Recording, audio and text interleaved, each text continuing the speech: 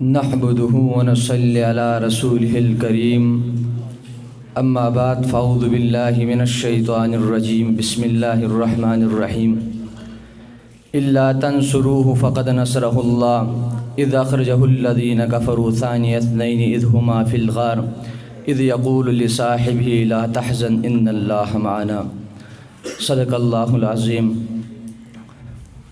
اسلام کی عظمت کے مینارے ہیں صحابہ، اسلام کی عظمت کے مینارے ہیں صحابہ، اسلام سمندر تو کنارے ہیں صحابہ، اسلام سمندر تو کنارے ہیں صحابہ، ہے چاند محمد تو ہے چاند محمد تو ستارے ہیں صحابہ۔ اس قوم کو ذرا بیدار ہونے دو، یہ قوم خود ہی پکارے گی ہمارے ہیں صحابہ۔ میرے انتہائی واجب الاحترام علماء کرام اسٹیج پر تشریف فرما اور میرے ہم مکتب، ہم مشن، ہم سفر، غیرت مند، جرت مند، بہادر مند دوستوں اور بزرگوں، السلام علیکم ورحمۃ اللہ وبرکاتہ۔ آج کے اس پروقار تقریری مسابقے میں جس موضوع کو لے کر حاضر خدمت ہوا ہوں وہ ہے انتہائی معظم و مکرم، جو کہ شان صدیق اکبر رضی اللہ تعالی عنہ کے عنوان سے معنون ہے۔ آپ کے سارے صحابہ عرف و اعلیٰ ہے، سارے صحابہ پھول کے مانند ہیں، جن کی تعریف اللہ پاک نے قرآن میں مختلف الفاظ کے ساتھ بیان فرمائی ہے۔ کبھی اولئک هم الصادقون کے الفاظ سے پکارا، کبھی اولئک هم المفلحون کے الفاظ سے پکارا، کبھی ولکن اللہ حبب الیکم الایمان کے الفاظ سے پکارا۔ لیکن صحابہ میں صدیق اکبر رضی اللہ تعالی عنہ بہت ساری چیزوں میں تمام صحابہ سے آگے ہیں، چنانچہ مردوں میں سب سے پہلے اسلام قبول کیا وہ ابو بکر صدیق ہے۔ سب سے پہلے جس نے قرآن کا نام مصحف رکھا وہ ابو بکر صدیق ہے۔ سب سے پہلے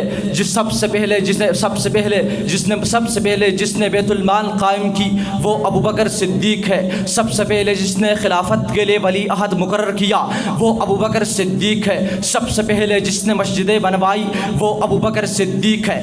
سب سے پہلے جسے خلافت کا لقب ملا، سب سے پہلے جسے صدیق کا لقب ملا وہ ابو بکر صدیق ہے۔ سب سے پہلے جو جنت میں داخل ہوں گے وہ ابو بکر صدیق ہے۔ سب سے پہلے جو صدیق کا لقب ملا وہ ابو بکر صدیق ہے۔ سب سے پہلے جو جنت میں داخل ہوں گے وہ ابو بکر صدیق ہے۔ اس لیے رب کائنات نے قرآن میں اعلان فرمایا کہ ثانی اثنین، تو جہاں جہاں حضور اول وہیں ابو بکر ثانی، ایمان میں حضور اول ابو بکر ثانی، دعوت میں حضور اول ابو بکر ثانی، جنت میں حضور اول ابو بکر ثانی، روزے میں حضور اول ابو بکر ثانی، جنت میں حضور اول ابو بکر ثانی، حشر میں حضور اول ابو بکر ثانی، روزے میں حضور اول ابو بکر ثانی۔ اس لیے تو شاعر پکار اٹھا وہ پہلا مددگار پہلا صحابی، وہ پہلا مددگار پہلا صحابی، نبی نے جسے ہر قدم پر دعا دی، وہ افضل بشر بعد انبیاء ہے، وہ افضل بشر بعد انبیاء ہے، وہ جانے صداقت وہ جانے وفا ہے، وہ جانے صداقت وہ جانے وفا ہے۔ فرشتے اسی کی اداؤں پہ عاشق، اسی کی نمازوں دعاؤں پہ عاشق، نبیوں سے کمتر اماموں سے اعلیٰ محمد سے ہر دم وفا کرنے والا،